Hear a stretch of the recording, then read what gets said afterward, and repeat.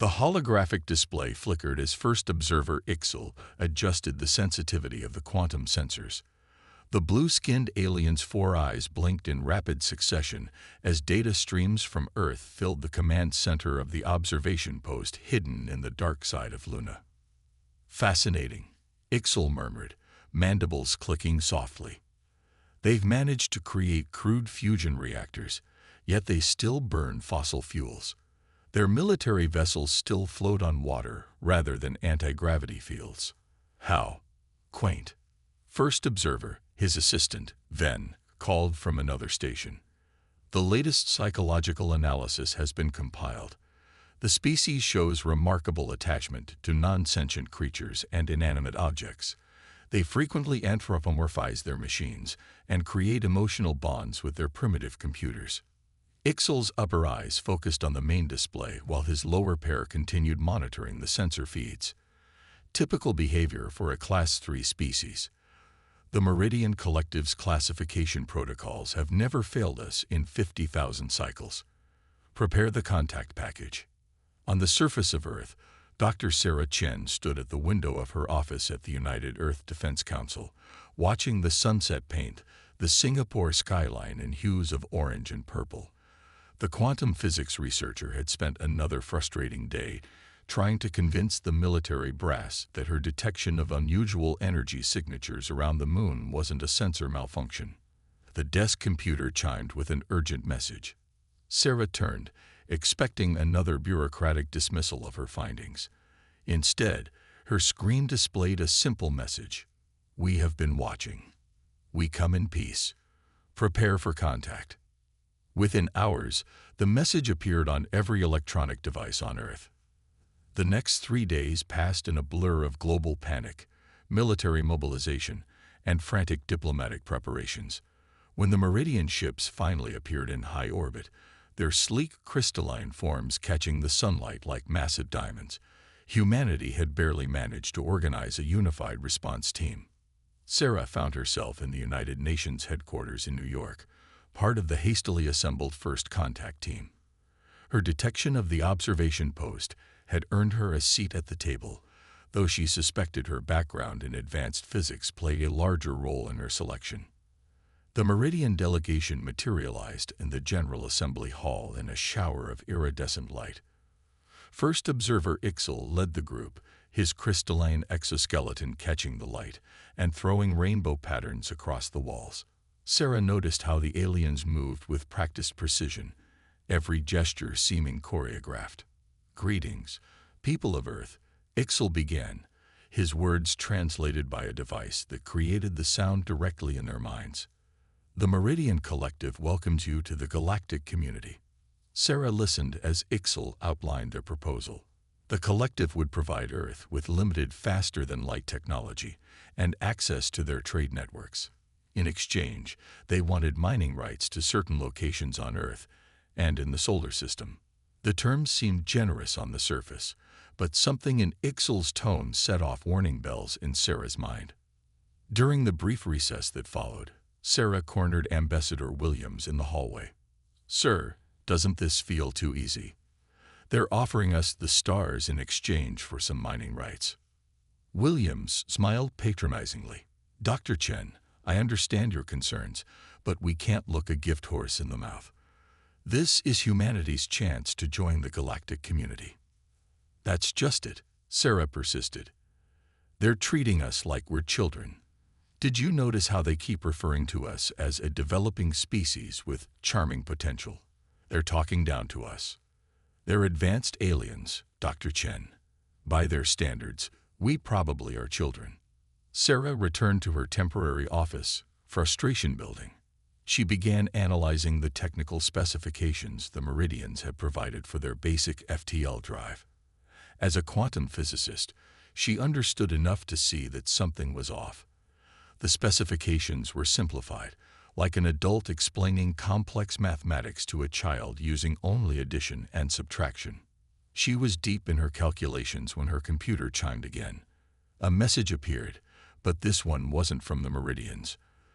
The sender was anonymous, and the content was encrypted using a quantum algorithm she developed herself but never published. Inside was a single file, a classified report about another species the Meridians had uplifted 50 cycles ago. The Kresh, like humans, had been given basic technology in exchange for resources. Within 10 cycles, their planet had been stripped of valuable materials, their economy dependent on Meridian trade, their society effectively enslaved without a single shot being fired. Sarah's hands shook as she read further. The Meridians had classified the Kresh as a Class 3 species, noting their charming attachment to primitive tools and endearing social structures. The next meeting with the Meridian delegation was scheduled for the following morning. Sarah spent the night preparing her analysis, knowing she'd have one chance to make her case. When she entered the conference room, she found Ixel already there, his 4 eyes studying her with what seemed like amusement. "Dr. Chen," he said, his translator creating that same smooth, condescending tone. "I understand you have some concerns about our technical specifications." "Not concerns," Sarah replied, meeting his gaze steadily. "Questions. Your FTL drive design is fascinating, but I noticed some interesting quantum fluctuations in the theoretical model.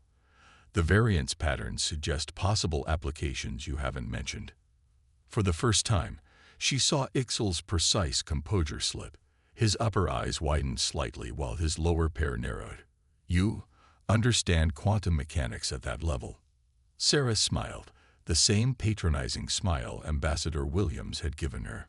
"Oh yes, we may be a developing species, but we're quick learners. In fact, I have some theories about how your drive system could be modified to increase efficiency by at least 30%. She pulled up her calculations on the holographic display. As Ixel's 4 eyes darted over the equations, she saw something new in his expression. Concern. "Perhaps," Sarah continued, her voice hardening slightly, "we should discuss the real terms of our relationship with the Meridian Collective. As equals." Ixel's crystalline exoskeleton shifted colors rapidly, a sign Sarah would later learn indicated extreme agitation. In that moment, watching the alien reassess everything he thought he knew about humanity, Sarah realized that the game had changed. The Meridians had offered humanity the stars, thinking they were giving toys to children. They were about to learn that humanity had no intention of playing by their rules.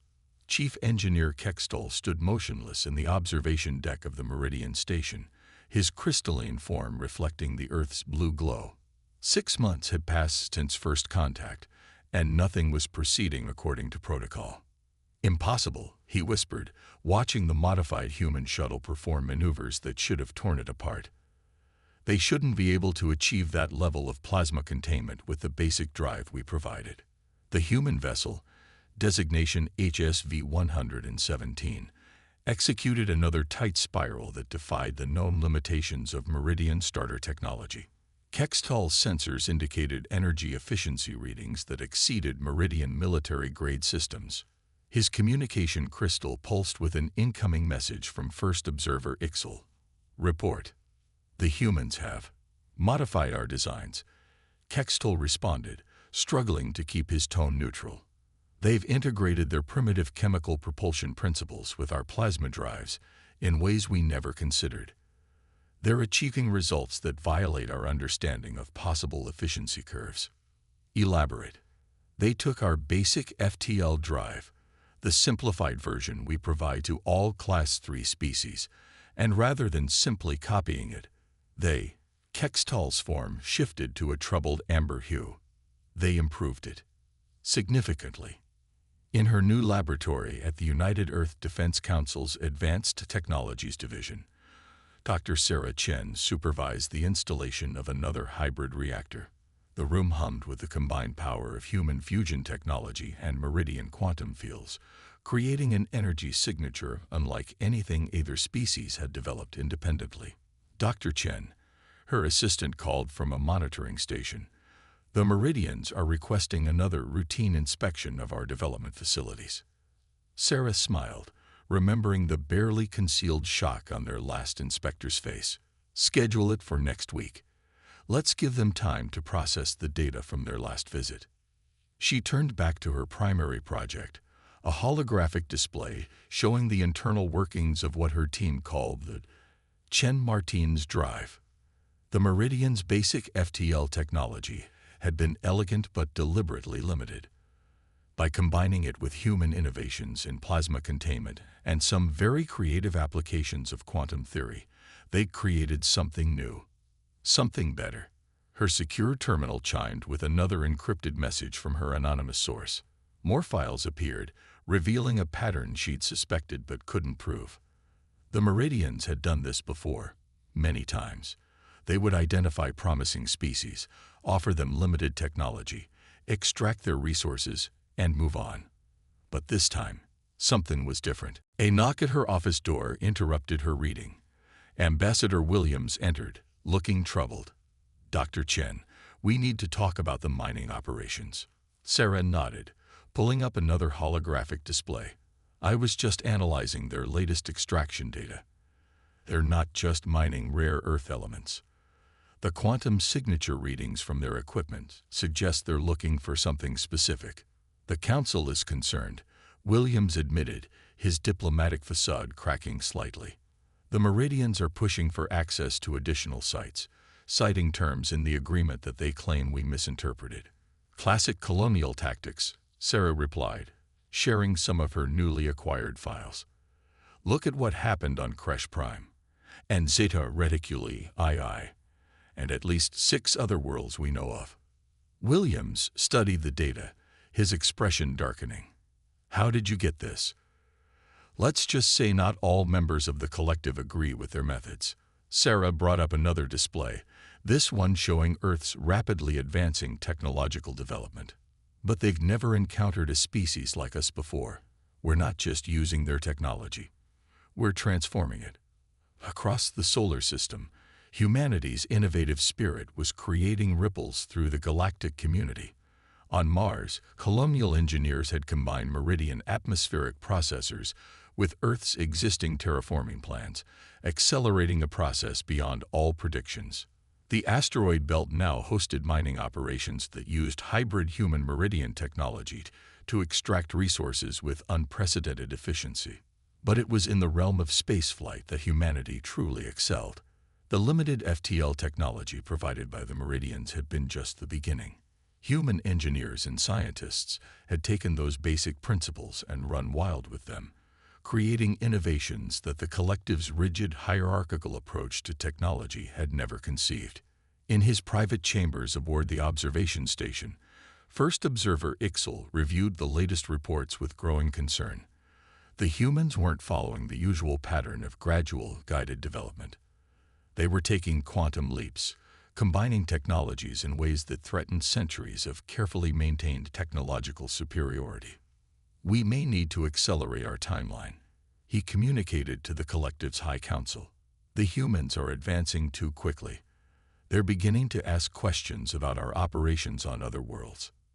The response came swiftly. "Proceed with resource extraction protocols. If the humans resist, implement containment procedures." Ixel's form shifted to a deep blue of satisfaction. Finally, they would drop the pretense and take what they needed. The humans might have shown surprising aptitude with technology, but they were still a young species. Their military capabilities were no match for the full might of the Meridian Collective. Meanwhile, in a secure facility beneath the Rocky Mountains, Sarah Chen stood before a gathering of military and civilian leaders from around the world. Behind her, a massive screen displayed technical specifications that would have been incomprehensible a year ago. "The Meridians are planning something," she began, her voice firm. "We've detected unusual energy signatures from their fleet positions. They're bringing in ships that don't match their peaceful delegation story. Do we stand a chance against their full military power?" General Santos asked, voicing the fear everyone shared. Sarah's response was to change the display, showing schematics of new human vessels and weapon systems. "They gave us the keys to the kingdom, thinking we were children who would play with toys. Instead, we've rebuilt those toys into something they've never seen before." She looked around the room, meeting each person's eyes. "The Meridians think they're dealing with a primitive species they can easily control. I suggest we show them exactly how wrong they are. In high orbit, Kextel observed another human test flight with growing unease. The vessel's energy signature was unlike anything in the collective's database. The humans had taken their simple starter drive and created something entirely new, something that didn't play by the rules the Meridians had spent millennia establishing. This time, when his communication crystal pulsed with Ixal's demand for a report, Kextal hesitated before responding. He had a disturbing feeling that the collective was about to learn a harsh lesson about underestimating younger species. The message came at dawn, Greenwich Mean Time. First observer Ixal's hologram materialized simultaneously in every major government chamber on Earth. His crystalline form had shifted to a deep crimson, abandoning the soothing blue hues he'd maintained during months of diplomatic relations. In accordance with Collective Protocol 7249, the Meridian High Council has determined that Earth requires direct administrative oversight. Your species has demonstrated concerning patterns of technological development that exceed recommended guidelines for Class 3 civilizations. In Singapore, Sarah Chen watched the broadcast from the UEDC Command Center, her expression grim but unsurprised. Around her, the command staff maintained disciplined silence as Ixal continued. All military installations and technological research facilities will submit to immediate Meridian control. Resistance will be met with appropriate corrective measures. This is not a negotiation. The hologram vanished. Within moments, Meridian warships began emerging from FTL across the solar system, their crystalline forms no longer resembling elegant diplomatic vessels, but rather the weapons of war they truly were. Sarah opened a secure channel to the United Earth Defense Council. Execute Protocol Prometheus. Across Earth and throughout the solar system, human facilities that had appeared vulnerable and primitive to Meridian scans suddenly transformed. Quantum fields that had masked their true nature dissolved, revealing technology that bore little resemblance to the simple modifications the Meridians had observed. On Mars, the seemingly basic colonial habitats sank deep into the red soil, massive shield generators springing to life around them. Throughout the asteroid belt, mining operations transformed into heavily armed defensive positions, and in high orbit, supposedly primitive human space stations began emitting energy signatures that made Meridian sensors shriek with alarm. Chief Engineer Kextal stared at his readings in disbelief. First observer, he transmitted urgently to Ixal, the humans. They'd been hiding their true capabilities. These energy signatures, they've completely redesigned our technology. Nothing matches our database predictions. In his command ship, Ixal received the report with mounting fury. His form shifted through shades of red and purple as he processed the implications. The humans hadn't just modified Meridian technology. They'd fundamentally transformed it, creating hybrid systems that defied collective understanding. Commence the containment protocol, he ordered, his translator abandoning any pretense of warmth. Full military engagement. Show these primitives the true might of the collective. The Meridian fleet moved with perfect geometric precision, forming the attack patterns that had subdued countless species before. Energy weapons powered up, targeting key Earth installations with the mathematical efficiency that was the hallmark of collective military doctrine. They never got the chance to fire. From hidden positions throughout the solar system, human vessels emerged from quantum-masked stations. Their designs were unlike anything the Meridians had encountered, hybrid creations that combined the best of both species technology with innovations that collective science had never imagined. Sarah's voice echoed through the command network. All units, execute Operation Thunderbolt. The human fleet moved with a fluidity that shocked the Meridians, where collective ships formed perfect, predictable patterns. Human vessels seemed to flow like water, their formations constantly shifting in ways that defied tactical analysis. Impossible, Ixal whispered as the first wave of Meridian ships fell to weapons that combined Earth's nuclear technology with collective quantum physics in ways their defensive systems couldn't comprehend. They're using chaos theory in their battle formations, This level of tactical adaptation shouldn't be possible for a Class 3 species. Kextol watched in fascination as his sensors captured the human attack patterns. Their ships moved like predators, using maneuvers that seemed random but contained a deeper logic. They'd taken the Meridian's precise, mathematical approach to space combat and turned it on its head, introducing variables that no collective battle computer could predict. First observer, he transmitted, request immediate tactical withdrawal. Our standard containment protocols are ineffective. The humans have developed countermeasures we never conceived possible. But Ixal had stopped listening. His ship launched forward, leading a precisely calculated strike at Earth's primary defense grid. These primitives cannot be allowed to defy the natural order, he broadcast. The collective's superiority must be maintained. Sarah watched the Meridian formation approach on her quantum-enhanced display. She had expected this, the collective's inability to adapt, their rigid adherence to patterns and protocols that had worked for millennia. They couldn't comprehend that humanity had spent those same millennia learning to think differently. All ships implement Chaos Protocol Delta, she ordered.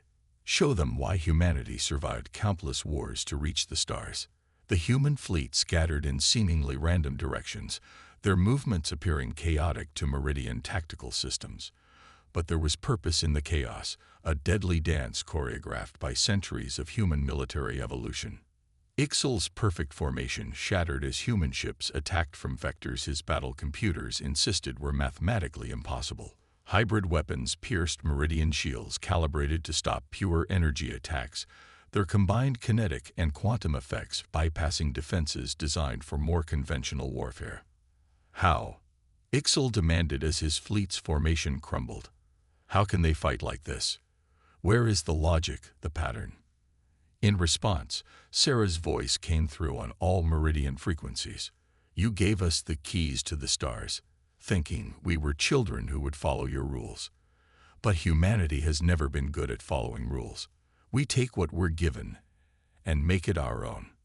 She paused, letting her words sink in. You should have studied our history more carefully. Humans don't just adapt technology. We transform it. We don't just learn. We innovate. And we don't just fight. We revolutionize warfare with each generation. Kextol, watching the battle unfold, felt his crystalline form shift to a shade of blue that denoted deep understanding. The collective had made a fundamental error in their assessment of humanity. They had seen the human's capacity for emotional attachment and creativity as weaknesses, never realizing these traits were the source of their greatest strength. As the Meridian fleet retreated in disarray, their perfect formations broken, their tactical doctrine in shambles, a new message began broadcasting from Earth. It wasn't aimed at the Meridian ships fleeing the solar system, but at a much wider audience. To all species who have suffered under collective dominion, Sarah's voice rang out on frequencies the Meridians had thought secure. Humanity stands ready to share what we have learned. The age of Meridian technological superiority is over. A new era of galactic cooperation and innovation begins today. Across the galaxy, on worlds the collective had classified and contained, the message was received. And for the first time in millennia, the rigid order of Meridian dominion began to crack. The Meridian High Council's emergency session was interrupted by a transmission they couldn't ignore. On their quantum-linked displays, a human vessel appeared, performing maneuvers that violated every principle of their physics models. This is the HSV Prometheus. Sarah Chen's voice rang through the council chamber. We know you're watching. Consider this a demonstration. The vessel, sleek and deadly, executed a series of dimensional shifts that Meridian science had deemed impossible.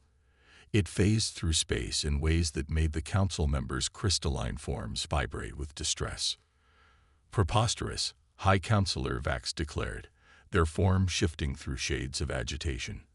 Our containment fleet has already been neutralized, Sarah interrupted. But that's not why we're here. We're here to negotiate new terms, not just for Earth, but for all species you've classified and exploited. In the debris field that had once been the Meridian containment fleet, Kextol guided his survival pod toward a waiting human vessel. He had chosen to accept their offer of asylum, his scientific curiosity overriding decades of collective conditioning. The human ship's quantum fields reached out, gently drawing his pod into a docking bay that hummed with technologies he both recognized and found utterly foreign.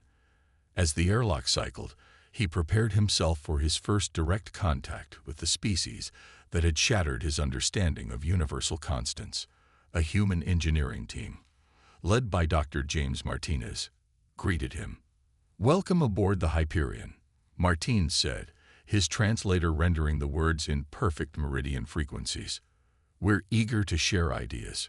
Kextol's sensors detected energy signatures throughout the ship that simultaneously utilized principles from a dozen different scientific disciplines. Human innovation had taken separate fields of physics that the collective had always treated as distinct and woven them together into something new. "Your ship," he began, his crystalline form shifting to indicate scientific curiosity. "It appears to be using quantum entanglement to enhance conventional fusion reactions." Martinez grinned. "That's just the beginning. We'd love to show you our engine room. Your insights on quantum field manipulation could help us refine a few theories." Across the galaxy, other species that had been classified and contained by the collective were receiving transmissions from Earth. Humanity wasn't just offering resistance, they were offering revolution. The Kresh, their world stripped of resources, watched in awe as human ships demonstrated technologies that could restore their devastated ecosystems.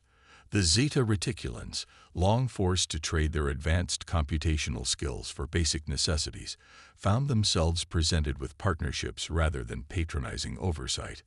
In her office at the newly established Galactic Cooperation Initiative, Sarah reviewed reports from across known space. The Meridian Collective's rigid hierarchy was crumbling as species after species saw proof that their classification system was a lie. Dr. Chen, her AI assistant, interrupted. "It's quantum consciousness, a hybrid of human and alien tech. We're receiving a priority transmission from the Andorran Republic." The Andorrans, a species the collective had classified as primitive due to their focused development of biological rather than mechanical technology. Sarah had been hoping to hear from them.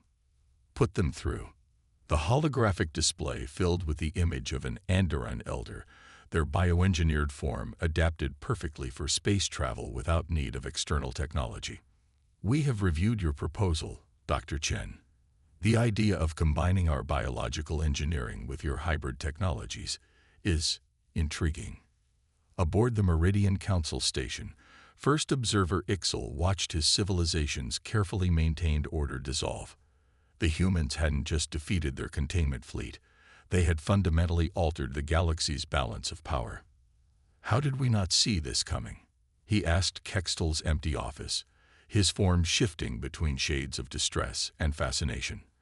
The classified files on his quantum tablet showed humanity's history, their constant wars, their rapid technological advancement, their inexplicable ability to turn nearly anything into a weapon. But it wasn't just their warfare that had blindsided the collective. Humans had taken their basic FTL drive and reimagined it completely. They had looked at meridian quantum physics and asked why not, to questions the collective had long since dismissed as settled. On Mars, the first joint human-alien research facility was taking shape. Teams from a dozen species worked together, each bringing their own unique perspectives to problems that had once been thought unsolvable. Sarah toured the facility with a delegation of former collective scientists who had defected, drawn by humanity's open approach to research and development. In one lab, human nuclear physicists worked alongside Zeta Reticulan quantum theorists. In another, Andorran bioengineers collaborated with Earth's AI specialists. The collective always saw our differences as a way to classify and control us, Sarah explained to the assembled scientists. Humanity sees them as opportunities. Every unique approach, every specialized adaptation, every different way of thinking. They're all pieces of a larger puzzle. The facility's central chamber housed their most ambitious project yet, a new form of FTL drive that combined principles from all their species. It was unlike anything the galaxy had seen before, not because it was more advanced, but because it represented true cooperation rather than enforced hierarchy. The Meridians thought they were giving toys to children. Sarah continued, watching the experimental drive's quantum field patterns dance across her display. Instead, they gave tools to innovators. And now, together, we're building something they never imagined possible. In deep space, the HSV Prometheus continued its patrol, its hybrid systems a testament to humanity's gift for combining technologies in unexpected ways. They had taken the Meridian's simple starter drive and turned it into something that defied conventional physics. But it wasn't just about the technology. Humanity had brought something else to the galaxy, a spirit of innovation that knew no bounds, a willingness to question every assumption, and an ability to see possibilities where others saw only limitations. The message was clear. The age of classification and containment was over.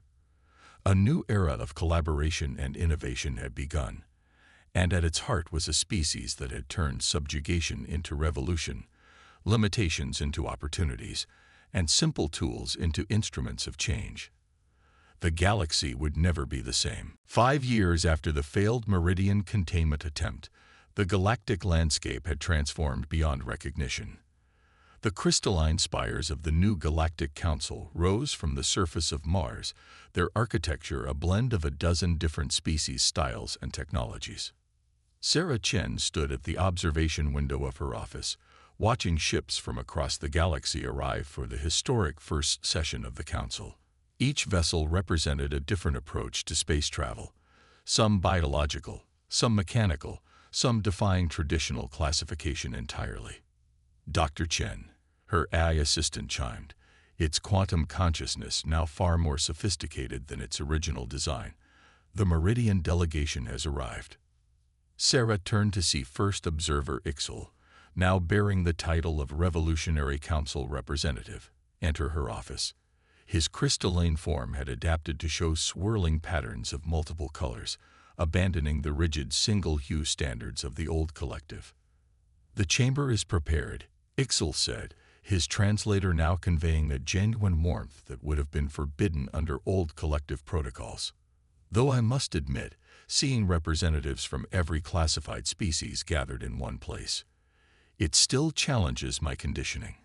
"Change usually does," Sarah replied with a smile. "But look how far we've come." Together, they walked to the council chamber, passing laboratories and research centers where beings from across the galaxy worked side by side. The old classification system had been replaced by something new, a recognition that every species had unique contributions to make. In the 5 years since humanity had broken the collective's power, the pace of technological advancement had accelerated beyond anyone's predictions. The Andorran's biological engineering, combined with human innovation and Meridian quantum physics, had created ships that were almost alive. The Creche, their world now restored, had revolutionized terraforming technology. The Zeta Reticulans had helped develop quantum computing systems that made the old collective networks look primitive. But it wasn't just about technology. The galaxy had fundamentally changed in ways the Meridians had never imagined possible. Species that had been classified as primitive or developing were now leading innovations in their specialized fields. The rigid hierarchy of the collective had been replaced by a web of cooperation and mutual advancement.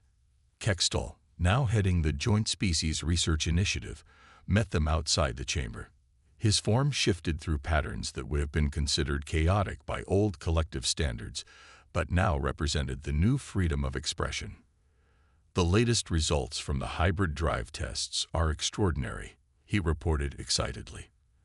"The Andorran organic interfaces, combined with human chaos theory applications and our quantum field manipulation, we're seeing efficiency levels that the collective would have deemed mathematically impossible." Sarah nodded, remembering how far they'd come from those first days of simple FTL drives. "Any word from the deep space expeditions?" The Joint Human Creche Exploration Fleet has made contact with 3 new species beyond the old collective borders, Kextol replied. They're being welcomed as equals, of course. No more classification protocols. The council chamber filled with representatives from across known space, where once the meridians would have arranged everything in precise geometric patterns, now the room adapted to each species' preferences. Andorran biotechnology merged seamlessly with human engineering and meridian quantum fields, creating an environment that was comfortable for all. Sarah took her place at the circular table. Another departure from the old collective's hierarchical arrangements. As head of the Galactic Cooperation Initiative, she had helped shape this new order, but its true strength came from its diversity. 5 years ago, she began, her words translated simultaneously into dozens of different languages and communication methods. The galaxy was divided into rulers and ruled, advanced and primitive, worthy and unworthy. Today, we stand as equals, each bringing our own strengths to create something greater than any one species could achieve alone. She gestured to the holographic display, showing their latest joint achievements. Ships that combined the best aspects of all their technologies, colonies that blended different species' environmental needs into self-sustaining ecosystems, and research that broke through barriers the collective had thought immutable. The Meridians thought they were giving simple tools to a primitive species, she continued, nodding to Ixal. Instead, they gave an opportunity to a species that had spent its history learning to think differently. But humanity's real strength wasn't in what we could do with their technology. It was in our ability to see the potential in every species, to understand that true advancement comes not from classification and control, but from cooperation and innovation. Ixal's form shifted to a pattern of acknowledgement. We thought we were maintaining order, he admitted. Instead, we were stifling the very innovation we claimed to value. Humanity showed us that chaos and order aren't opposites. They're complementary forces that drive true progress. Around the table, representatives from formerly classified species shared their own stories of transformation. The Creche spoke of their world's renewal through combined technologies. The Zeta Reticulans demonstrated computational systems that merge organic and quantum processing. The Andorrans presented ships that were more alive than manufactured. As the session continued, Sarah reflected on the irony of it all. The Meridians had classified humanity as an emotional support species, never realizing that this capacity for emotional connection, for seeing potential in others, would be what transformed the galaxy. In orbit above Mars, the HSV Prometheus maintained its patrol, its hybrid systems a testament to what was possible when artificial boundaries were removed. Its crew included members from a dozen species, each contributing their unique perspectives to its operation. The ship's quantum sensors detected a signal from deep space, another species reaching out to the stars for the first time. In the past, they would have been classified, contained, and controlled. Now they would be welcomed as equals, free to contribute their own unique insights to the growing tapestry of galactic civilization. The age of classification was over. The age of cooperation had begun.